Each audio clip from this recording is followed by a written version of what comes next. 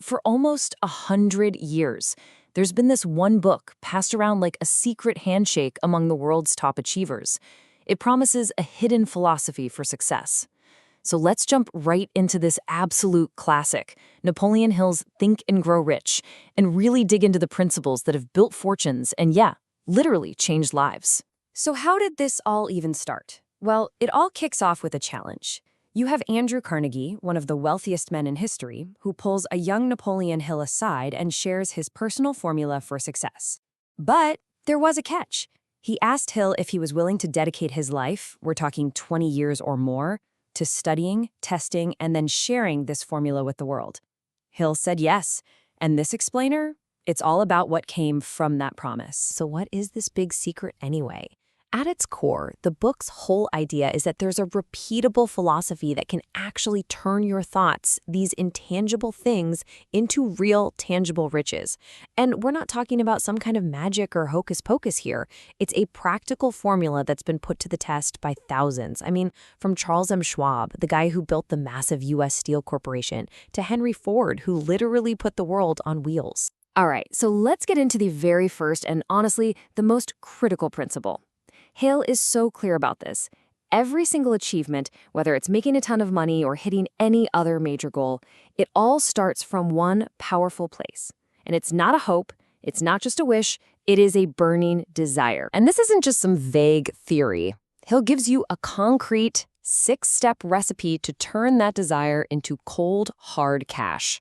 These steps, they force you to get super specific. You need an exact dollar amount, a firm deadline, and a clear plan of action.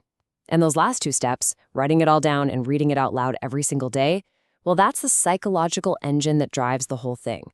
It's a form of autosuggestion, a way to command your subconscious mind to obsess over your goal until it has no choice but to make it happen. If you want a perfect example of this in action, you gotta hear the story of Edwin C. Barnes. Here's a young guy, broke, with 0 connections, but he had this one all-consuming obsession. He was going to become a business partner of the great Thomas Edison. Notice the language here. It wasn't some fuzzy wish. It was a definite, pulsing desire that drove every single thing he did. And here's the real kicker. The thing that set Barnes apart, he mentally burned all the bridges behind him. He didn't have a plan B. There was no escape route. By leaving himself absolutely no way to retreat, he put himself in a position where he had to win or, well, perish. And Hill argues that it was this total, unwavering commitment, fueled by that burning desire, that ultimately got him his partnership with Edison. So, you've got this burning desire, right? That's your fuel. But fuel is useless without an engine to make it go.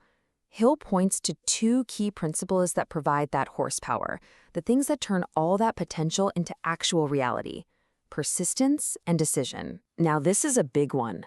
Hill wants you to completely reframe what you think of as failure. He says there's actually no such thing as permanent failure, just temporary defeat. See, for most people, a defeat is a dead end. It's a sign to quit. But for successful people, it's just a signal that your plan isn't working and you need to come up with a new one. In fact, Hill insists that every single defeat carries with it the seed of an even bigger success. This is captured perfectly in the story of R.U. Darby. Darby's uncle got gold fever, right? So he bought some gear and just started digging. They hit a vein, but then it just disappeared. They got frustrated, gave up, and sold all their equipment for just a few $100. Well, the guy who bought it was smart. He hired an engineer who took one look and said they'd stopped digging just 3 feet from one of the richest gold mines in Colorado. They had quit 3 feet from gold. You better believe Darby learned his lesson. He went on to become a master of persistence, and he never quit anything again. Hill defines persistence simply as your willpower and action. It's that continuous effort that turns your desire into reality.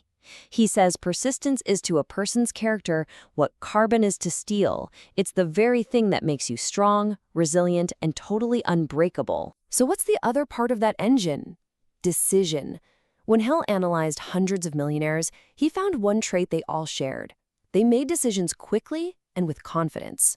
But, and this is just as important, they were very slow to change those decisions. They didn't get swayed by what everyone else thought.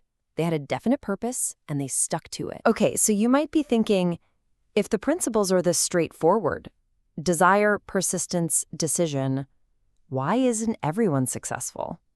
Hill says the biggest roadblocks aren't out there in the world. Nope, the enemy is within.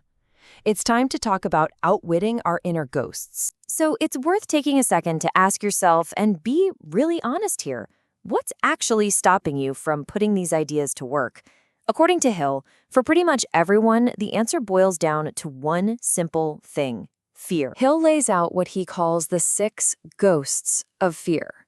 And there's a reason he calls them ghosts. It's because when you think about it, they're not real. They're phantoms that only exist in our minds. But even though they're imaginary, their power is very, very real.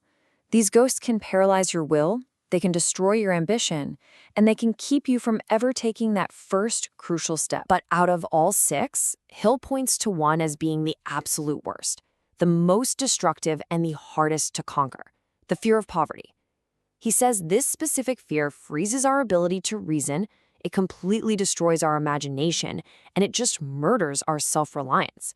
It's the fear that keeps people stuck in jobs they hate, and it stops them from ever demanding more out of life. And this all builds to the book's ultimate, most empowering conclusion.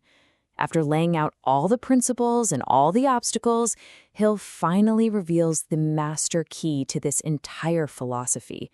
Your mind is your fortune, and you have absolute control over it. The practical tool, the way you actually do this, is something Hill calls autosuggestion. Seriously, think of it like the control panel for your subconscious mind.